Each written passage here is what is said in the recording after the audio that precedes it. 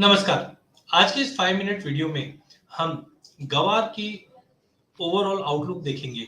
देखिए, गवार की अगर हम बात करें तो गवार में रिसेंटली हमने काफ़ी बड़ी गिरावट आते हुए देखी है और गवार ऐसी कमोडिटी बन चुका है जो पिछला 1 साल से कहीं न कहीं एक सीमित दायरे में ही ट्रेड कर रहा है, ना ही 51-5200 के नीचे सस्टेन कर पा रहा है, ना ही 5650 के ऊपर सस्टेन कर पा रहा है। काफ़ी समय से हम देख रहे हैं कि गवार बार-बार में एक ही दायरे में ट्रेड करता हुआ दिख रहा है।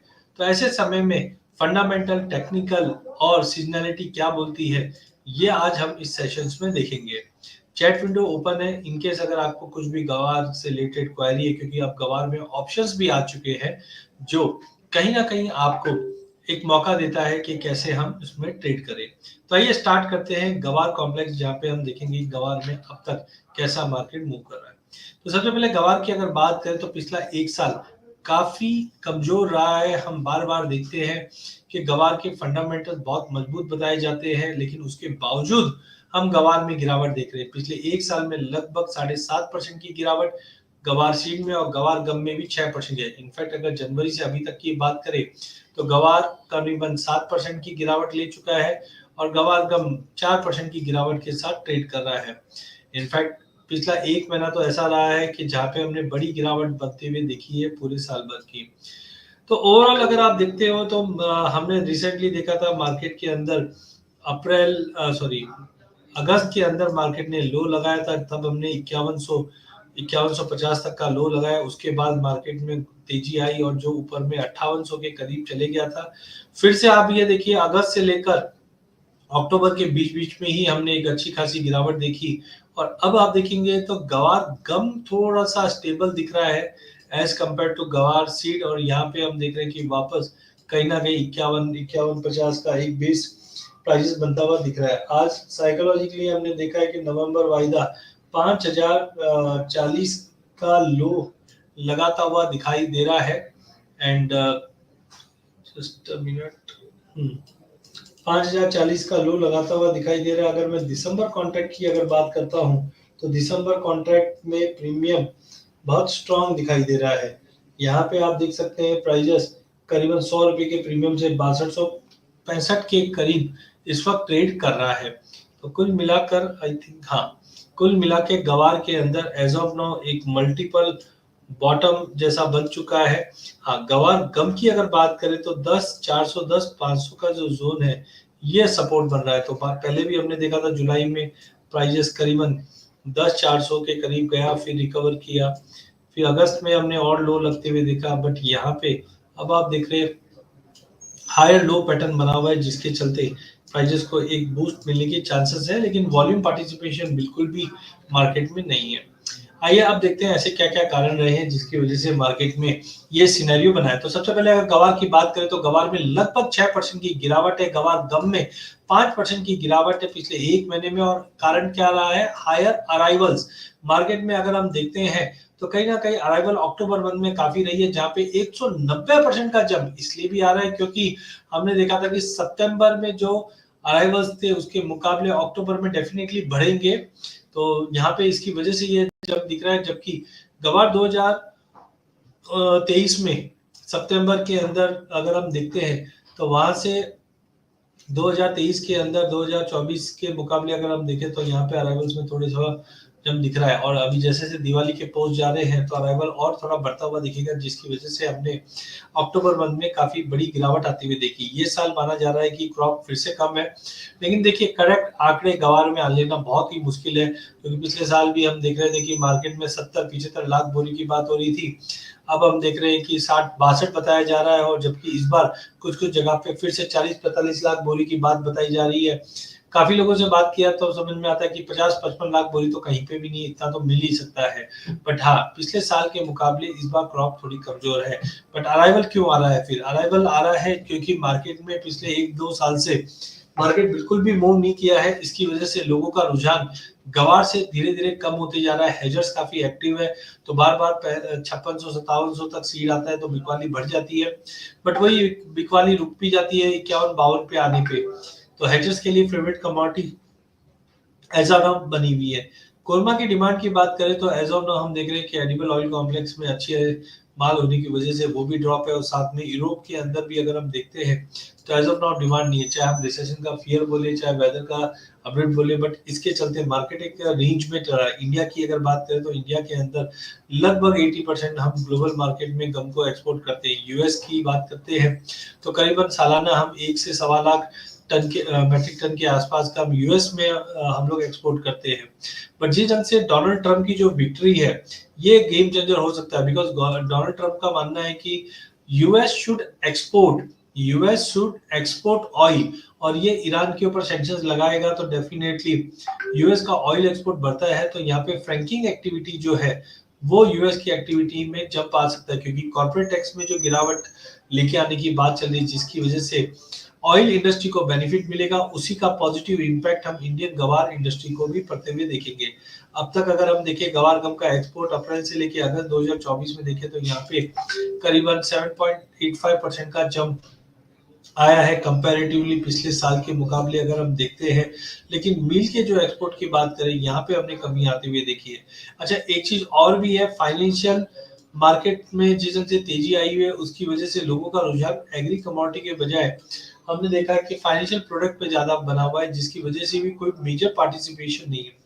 रिग काउंट में अगर हम बात करें तो अभी तक हमने रिग काउंट में कंटिन्यू गिरावट ही देखी है अगर हम पिछले 1 साल की बात करें। बट हाँ, अब अगर कॉर्पोरेट टैक्स में कमी आती है और डोनाल्ड ट्रम्प ऑयल एक्सपोर्ट पे तजुर्बा ज्यादा देता है, प्रेशर ज्यादा देता है, देन डेफिनेटली ये गवार इंडस्ट्री के लिए भी एक सपोर्टिव रहेगा। इसके लिए डोनाल्ड ट्रम्प की पॉलिसीज पे आपको नजर रखना है। देखिए, ये एपीवाई का डेटा है, यहाँ पे अगर आप देखेंगे गवार का एरिया एज पर अगर मैं बात करूं जो गवर्नमेंट जनरलाइज्ड डेटा है, तो यहाँ पे हम देख रहे हैं 2021-22 में करीबन 26.30 लाख हेक्टर के आसपास गवार की सोइंग थी, जो पिछले 22-23 में बढ़ता हुआ दिखाई दिया, 23-24 में थोड़ा कम हुआ और इस बार इससे भी फर्दर कम रहने की उम्मीद है, जिसकी वजह से एक्चुअली प्राइस को सपोर्ट मिलना चाहिए। गुजरात की अगर हम बात करें तो गुजरात के अंदर जनरली हम देखते हैं कि प्राइजेस गवार का जो एरिया है वो 77.64 थाउजेंड हेक्टर के आसपास है एरिया, एंड प्रोडक्शन एक्सपेक्टेड है करीबन 60.92 थाउजेंड टन के आसपास। तो कुल मिलाकर अगर हम पिछले सालों के मुकाबले अगर हम पकड़े तो यहाँ पे हम देख रहे हैं कि एरिया धीरे धीरे कम होते जा रहा है। चाहे हाँ, राजस्थान में थोड़े बहुत स्टेबल अभी भी बने हुए हैं, हरियाणा में हम देख रहे हैं ड्रॉप है, तो ओवरऑल माना जा रहा है कि आगे इस बार भी एरिया में थोड़ा कमी रहेगी। अराइवल्स की अगर बात करें तो अक्टूबर मंथ में जैसे नया मंथ स्टार्ट हुआ है हमने अराइवल के अंदर जंप आता हुआ देखा, जिसकी वजह से प्राइस में दबाव था।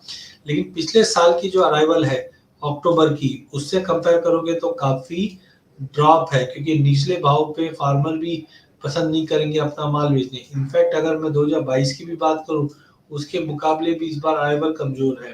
तो पिछले 2 साल की अराइवल के फिगर्स देखिए उसके मुकाबले काफी कमजोर है, जिसके चलते भी लग रहा है कि इस बार प्रोडक्शन पिछले 2 साल के मुकाबले कम ही रहेगा। नो डाउट 20 और 21 के अंदर बहुत ही कम था, उसके बावजूद प्राइसेस ज्यादा बड़ा जंप नहीं दिखा पाया, पर पिछले 2 साल से अराइवल्स की जो स्पीड दिख रही है वो कम दिख रही है। वहीं अगर एक्सपोर्ट की बात करेंगे तो आप देख सकते हैं कोविड से पहले जो लेवल थे उसमें कंटिन्यू डिप्लेटिंग थी, बट पोस्ट कोविड अगर हम देखते हैं रुपए में गिरावट है और इंटरनेशनल मार्केट में डिमांड कंटिन्यू बढ़ रही है। और इस बार 2024 में 5 साल के टॉप पे भी हमने एक्सपोर्ट को होते हुए देखा, और उम्मीद है कि रुपए डेप्रिसिएशन की वजह से और जो कॉर्पोरेट टैक्स कट हो रहा है इसकी वजह से कहीं ना कहीं इस बार हमारे एक्सपोर्ट्स काफी अच्छे और लुक्रेटिव रहने वाले हैं।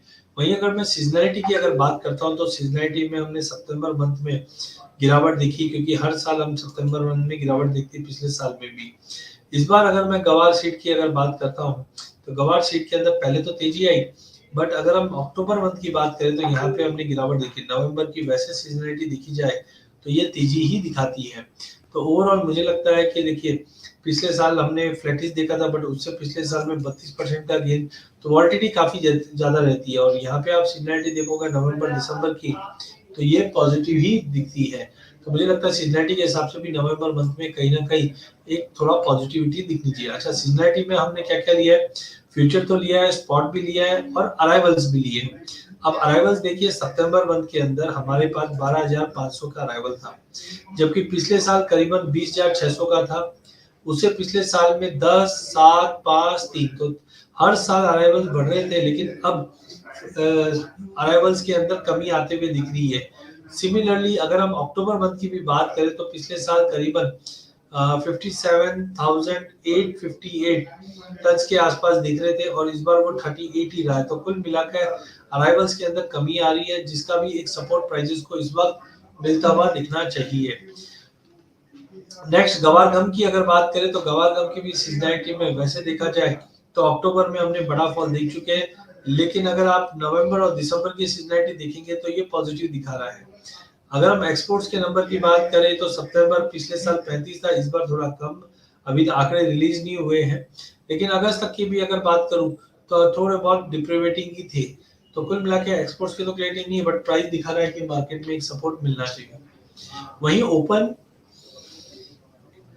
ओपन इंटरेस्ट एनालिसिस करते हैं तो आप ये देखिए क्यूमुलेटिव ओआई में क्या चेंजेस आया है। तो क्यूमुलेटिव ओआई में पिछले साल नवंबर में 91,230 के आसपास का ओआई था, और इस वक्त आप देखोगे यहाँ पे मार्केट कंसिस्टेंटली ओआई में फॉल आते जा रहा है, और अक्टूबर में तो ओआई हमने 58,275 के आसपास बनते हुए दिखा है, और अब ये ओआई बढ़ रहा है और प्राइजेस में अगर स्टेबिलिटी बनी हुई है, क्योंकि ऑलरेडी 5,040 का लो लगा चुका है, तो यहाँ से हम देखेंगे कि ओआई जब बढ़ोतरी लेगा, क्योंकि 58 के बाद, जैसे पिछले साल भी 58 के बाद 60 पे भी आया तो हमने तेजी देखी थी। तो कुल मिला के यहाँ से मुझे लगता है नवंबर मंथ थोड़ा पॉजिटिव रह सकता है। As of now long term view अभी बोल नहीं सकते हैं, बिकॉज अभी भी हम देख रहे हैं मार्केट एक बड़े दायरे में पिछले एक साल से ट्रेड कर रहा है। जैसे अगर आप यहाँ पे देखोगे तो पूरे साल भर में पिछले साल हमने 5900 का लेवल या 6000 का लेवल देखा था, और लो टू लो की अगर हम बात करें तो प्राइजेस 5000 के नीचे, 5050 के नीचे सस्टेन नहीं कर पा रहा है। अभी भी हम देख रहे हैं, देखिए 5040 का ही लो मारा है। तो कुल मिला के प्राइजेस 6000 से 5000 का जो रेंज है 1000 पॉइंट का, इसी में मार्केट मूव करता हुआ दिखाई दे रहा है। तो टेक्निकली भी यहाँ पे लगता है मार्केट थोड़ा बाउंस कर जाए, बट ओपन इंटरेस्ट दिखा रहा है कि मार्केट में कहीं ना कहीं एक दायरा है जो लो मार चुका है। गम की भी अगर बात करें तो गम का हाईएस्ट लेवल क्या था, पिछले साल हमने 12,400 का लेवल देखा, जिसके बाद से अगर आप देखोगे तो हायर साइड पे मैक्सिमम हमने 11,750 का हाई देखा है।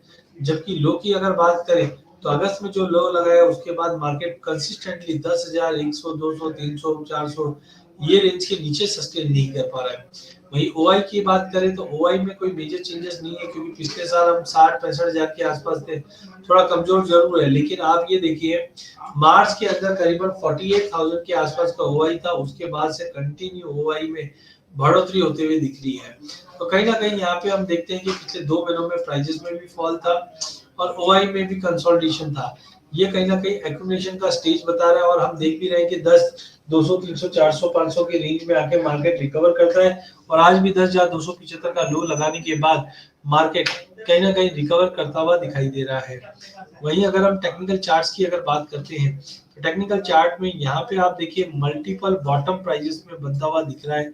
इस लेवल के नीचे प्राइजेस कभी भी जाते नहीं है। तो टाइमिंग मुझे भी लगता है कि प्राइजेस में कहीं ना कहीं 5150 का एक स्ट्रॉन्ग सपोर्ट बन चुका है।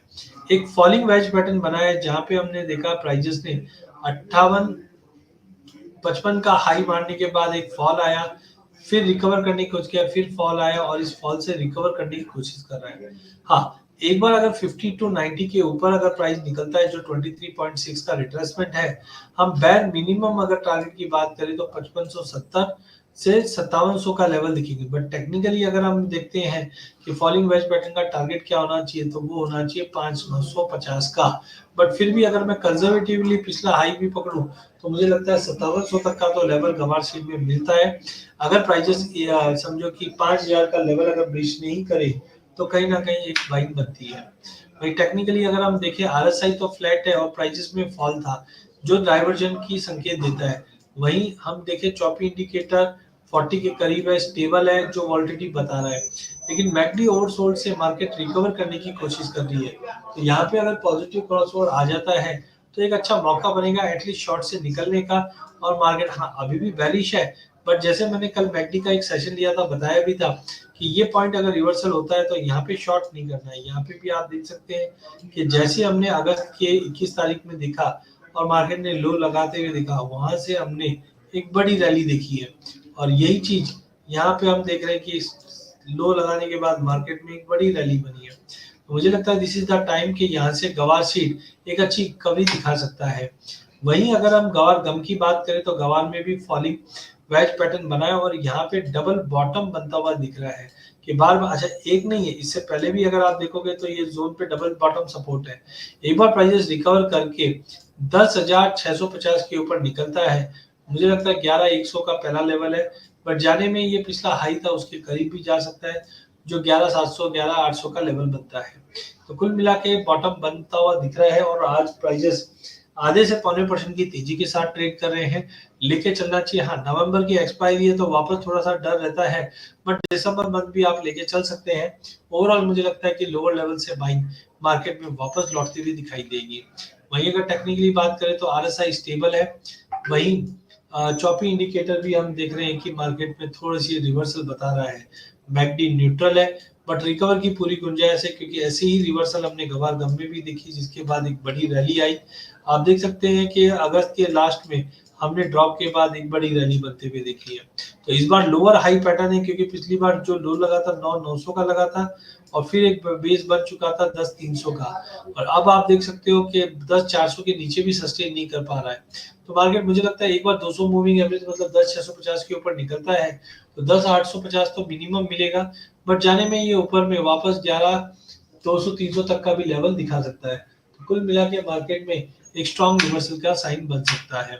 सम अप करते हैं तो हमने टेक्निकली आरएसआई ओवरसोल्ड से निकलने की कोशिश कर रहे हैं, बाकी फैक्टर्स है वो पॉजिटिव दिखा रहे हैं, जिसके चलते 5300 के ब्रेक करने पे हम लेंगे 5650 का इमीडिएट टारगेट रहेगा 5000 के स्टॉप लॉस से।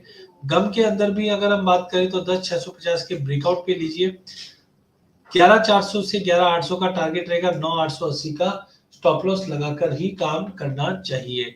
इसी के साथ मेरा सेशन एंड करता हूँ। बहुत बहुत धन्यवाद। चैनल को जरूर सब्सक्राइब कीजिए। इनकेस अगर आपकी कुछ क्वारीज है तो आप चैट विंडो में डाल दीजिए। जैसे अमन भंडारी जी ने डाला है सन ऑयल सोया ऑयल के ऊपर भी मैं सेशन लूंगा, बट कच्चे तेल और पाम ऑयल की तेजी की वजह से दोनों ही काउंटर तेज रहेंगे। आशीष जी ने बहुत अच्छी अपडेट दी है। Sir Madhya Pradesh warehouse में भरा पड़ा है गवार, 100 पैदावार से कोई फर्क नहीं पड़ेगा। बिल्कुल सर, पैदावार बहुत है, लेकिन अभी अगर हम जो क्रॉप कंटिन्यू डिप्लीट हो रही है, जब हम 1 करोड़ बोरी 90 लाख बोरी की बात कर रहे थे, अब 50 के ऊपर नहीं जा रहे, जिसकी वजह से मुझे लगता है कि एक बड़ा चेंजेस आएगा। किसी भी कंडीशन बाजार नहीं बढ़ेगा, ये लिख के ले लो। बिल्कुल सर, उसके लिए आप शॉर्ट करके भी चल सकते हैं। अगर आपको लगता है मार्केट 2000 आएगा तो आशीष जी आप बिल्कुल शॉर्ट करके चलिए। यहाँ पे 2000 का ऐसा तो प्रोविजन मेरे को नहीं लगता है, क्योंकि पिछले साल भर में 5000 से 6000 का दायरा है जो हमने देखा है। हाँ, मेरा खाली ऑब्जेक्टिव बताने का ये रहता है कि हम आनंद फानंद में कोई भी न्यूज देखकर हम निचले भाव पे शॉर्ट भी कर लेते हैं, हायर भाव पे ले भी ले लेते हैं। इसके लिए मैं मेरे जब पोजीशन बताता हूँ तो मैं आपको फंडामेंटल भी बताता हूँ, टेक्निकल भी बताता हूँ, डेटा भी बताता हूँ, सेंटीमेंट भी बताता हूँ। तो कोशिश यही रहती है 5000 के नीचे प्राइसेस बिल्कुल जाते हुए दिख रहे नहीं है। हाँ, पैसा इक्विटी मार्केट में ज्यादा लगा हुआ है, इसके लिए मार्केट बिल्कुल चल नहीं पा रहा है। बट हाँ, अगर आपको लगता है तो ऑप्शंस आ चुके हैं। अगर आपको लगता है कि बड़ी गिरावट आने वाली है तो मेरी रिक्वेस्ट है आप नंबर भी डालिए, मैं मेरी टीम को कनेक्ट करवाता हूँ। ऑप्शन के जरिए आप पार्टिसिपेट कीजिए। अगर मार्केट नीचे गया तो डेफिनेटली बहुत अच्छा पैसा बनेगा, जो आपका व्यू है उसके हिसाब से। इनकेस मार्केट नहीं भी गया तो आपका नुकसान बहुत मिनिमल होगा। तो ऑप्शन के जरिए भी आप कर सकते हैं। ललित जी का सवाल चांदी में, ललित जी मैंने चांदी में जैसे कहा भी था कि एक बड़ा क्रैश आएगा, हमने कल के सेशन में बड़ा क्रैश देखा था। अभी भी मुझे लगता है मार्केट में गिरावट रह सकती है। कपिल गुप्ता जी का सवाल है, सर जी गवार 7000 कब होगा? बिल्कुल सर, आशीष जी ने भी बताया कि बहुत ही फैक्टर्स नेगेटिव है, बट मुझे लगता है सर पिछले 1 साल में 5000 के नीचे सस्टेनेबल नहीं है तो 6000 के ऊपर भी नहीं है। जैसे मैं पहले भी कहता हूँ, एक बड़ा दायरा चला हुआ है। जब तक पैसे का फ्लो इसमें नहीं आएगा, मार्केट एक सीमित दायरे में ट्रेड करता हुआ दिखेगा। 5000 के नीचे टाइमिंग जाता हुआ दिख रहा नहीं है। कोई भी रिस्क लेने से पहले आपको कैलकुलेट करना है कि मेरा कैसा अपडेट रहेगा। तो मुझे लगता है कि सर गवार एज ऑफ नाउ 5000 से 6000 का दायरा बन चुका है। हाँ, अब आज ही सेशन लिया तो मैंने उसमें बाकी फैक्टर्स भी बताए हैं, जिसमें मुझे लगता है कि 5000 5100 बहुत स्ट्रॉन्ग सपोर्ट है मार्केट में साइकोलॉजिकली भी। अपसाइड भी मुझे लगता है 5650, जो मैं काफी वीडियोस में बोलता भी हूँ, एक बार 5650 के ऊपर निकलता है तो फिर हमें 2 बार देखा भी स्पाइक किया बट सस्टेन नहीं कर पा रहे, पैसे का फ्लो बिल्कुल भी नहीं है। हाँ, एक चीज और है कपिल जी, आशीष जी, आप सभी के लिए ऑप्शन पे नजर रखिए। अगर आपके पास पोजीशन है तो ऑप्शन पे आप हैज करके चल सकते हैं। जैसे अभी 5200 का भाव है, अगर अपने को लगता है कि मार्केट ज्यादा बड़ी तेजी नहीं करेगा तो 5500 के आप कॉल बेच दीजिए। उससे होगा क्या कि इनकेस अगर मार्केट ऊपर गया भी नहीं तब भी आप कहीं ना कहीं एक हायर साइड पे प्रॉमिसिंग रिटर्न बन सकता है, जैसे हम इक्विटी में देखते हैं। साथ में मैंने एक लिंक भी शेयर की है कि आपको यूट्यूब चैनल प्लस व्हाट्सएप पे हमने एक कम्युनिटी बना रखी है, तो आपको गवार से रिलेटेड सारे सवाल उस पे मिल जाएंगे, जवाब भी मिल जाएंगे। डीडी चौधरी जी का सवाल था कपास कली में, उसके ऊपर भी मैं वीडियो लेके आता हूँ, बट 2900 से यहाँ से मार्केट घूमता हुआ दिख रहा है। पोजिशनली मैंने बताया भी था 3000 का भाव आ गया, 3100 तक का लेवल देख सकते हैं। इसी के साथ मेरा सेशन ये एंड करता हूँ। बहुत बहुत धन्यवाद। चैनल को जरूर सब्सक्राइब कीजिए और व्हाट्सएप चैनल को भी जरूर सब्सक्राइब कीजिए, ताकि अगर मेरा ऐसा लाइव आ रहा है, जितना भी टाइम मिलता है मैं कोशिश करता हूँ आप तक जुड़ने के लिए। तो जब भी अगर कोई लाइव रहेगा तो डेफिनेटली मैं जुड़ूंगा और आपको बताऊंगा। नीचे दिए गए लिंक पे आप जरूर रजिस्टर कीजिए ताकि आप तक ये अपडेट मिलते रहे। बहुत बहुत धन्यवाद।